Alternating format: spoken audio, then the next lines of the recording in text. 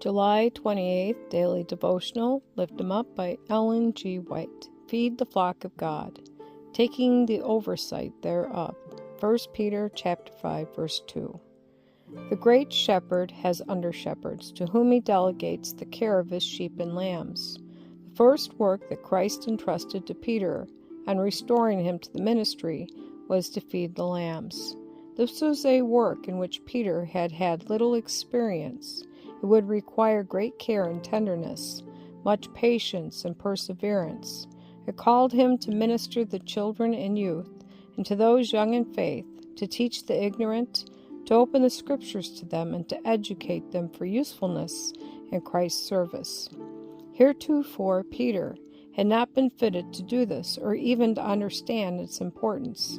The question that Christ put to Peter was significant. He mentioned only one condition of discipleship and service. "Lovest thou me?" he said. John chapter 21, verse 16. This is the essential qualification. Though Peter might possess every other, without the love of Christ, he could not be a faithful shepherd over the Lord's flock.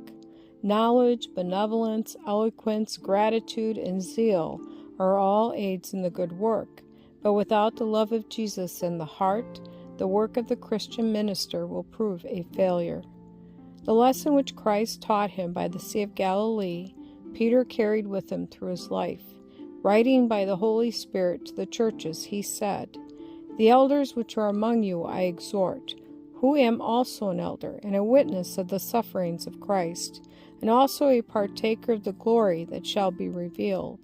Feed the flock of God, which is among you, taking the oversight thereof, not by constraint, but willingly, not for filthy lucre, but of a ready mind, neither as being lords over God's heritage, but being examples to the flock. And when the chief shepherd shall appear, he shall receive a crown of glory that fadeth not away." 1 Peter chapter 5, verses 1 through 4.